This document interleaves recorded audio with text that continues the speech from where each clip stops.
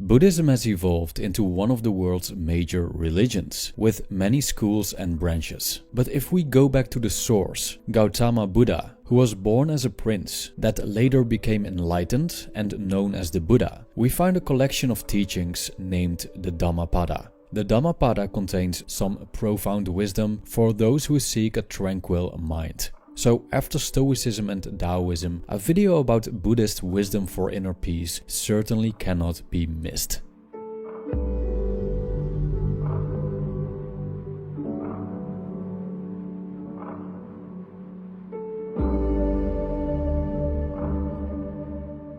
One, attachment leads to suffering.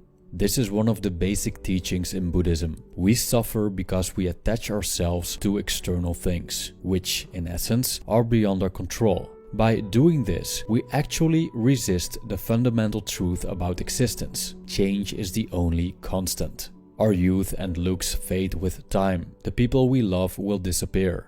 Our success, well, on YouTube for example, will end one day. The key is to have a deep appreciation for what's happening in the moment, while acknowledging its impermanence and willingness to let it go. I quote the Buddha.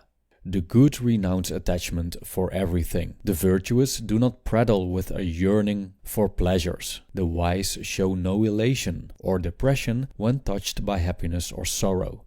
2. Desiring the right things. Another basic Buddhist teaching is that deep desire, also known as craving and lust, poisons the mind and makes us restless and even sick. However, this doesn't mean that we should aim to destroy desire completely. Even Buddhist monks desire, which is a deep desire for enlightenment. And you might be interested in Buddhism because you desire relief from pain. So there's nothing wrong with desire in itself. The key is to desire the right things and to arm ourselves against the wrong things that lead us astray. In Buddhism, this means training the mind. I quote the Buddha. Just as rain breaks through an ill-thatched house, so passion penetrates an undeveloped mind. Just as rain does not break through a well-thatched house, so passion never penetrates a well-developed mind. 3. Pursuing sensual pleasures leads to suffering. What we shouldn't crave for, according to Buddhism, are sensual pleasures.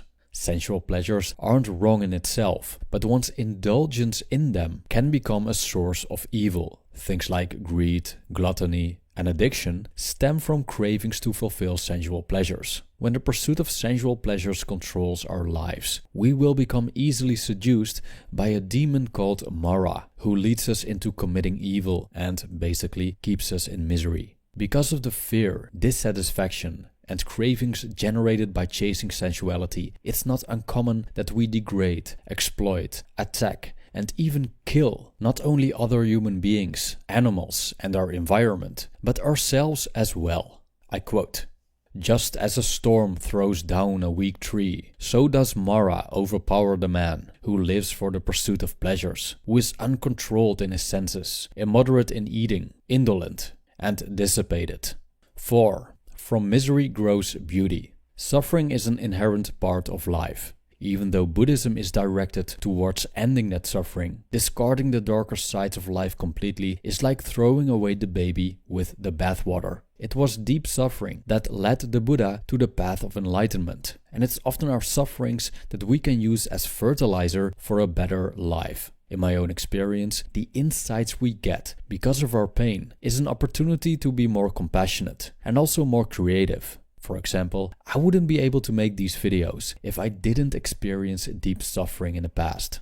I quote, "Upon a heap of rubbish in the roadside ditch blooms a lotus, fragrant and pleasing." 5. Good company is important. Comparable to the Stoics, the Buddha advises us to hang out with wise and positive people, preferably people that also follow the path to enlightenment. For those that are serious about Buddhism, this means seeking the company of a Buddhist community, or even becoming a monk or nun. Now, the last isn't for everyone, of course. The Buddha goes as far as saying that we're better off in solitude than to be in the company of foolish people, or those that have a bad influence on us. And I personally think that's sound advice. I quote, "Better it is to live alone. There's no fellowship with a fool. Live alone and do no evil. Be carefree like an elephant in the elephant forest. 6. A trained mind leads to happiness. The cornerstone of Buddhism is the practice of meditation. The goal of meditation is achieving freedom from the mind that has, generally, grown out of control. We are not our thoughts. However, we tend to identify ourselves with our thoughts, no matter how destructive they have become. When we can find relief of overthinking and be absent of any form of intellectual activity, we become present in the moment, unburdened and unencumbered by cravings and by the past or future. This is where happiness lies.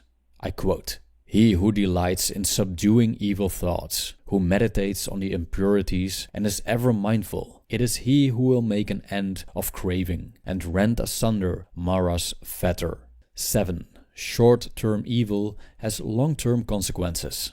Many things we do don't bring about pain instantly. Indulging the senses, for example, may give us short-term pleasure without the immediate punishment of pain. Also, lies, deceit, manipulation, and even theft can lead to immediate pleasure or avoidance of pain. But in the long run, the consequences of evil will catch up to us. We may have become addicted, so our lives are dictated by uncontrolled cravings, or because of our lies and deceit, we have become untrustworthy, not only for the environment, but also for ourselves. The Buddhists believe in karma, which is the spiritual principle of cause and effect, and also in reincarnation. So if we don't face the consequences of our evil deeds in this life, it will happen in one of the next lives, which might manifest itself as a bad rebirth. I quote, "It may be well with the evildoer as long as the evil ripens not. But when it does ripen, then the evildoer sees the painful results of his evil deeds."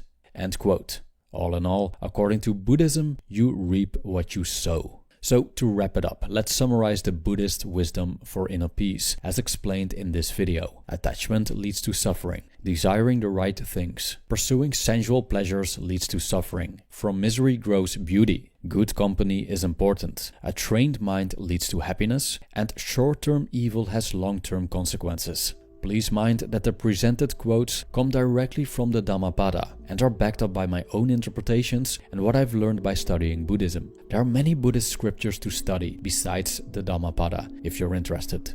That's it. If you know more Buddhist wisdom that you want to share, please put it in the comment section. Thank you for watching.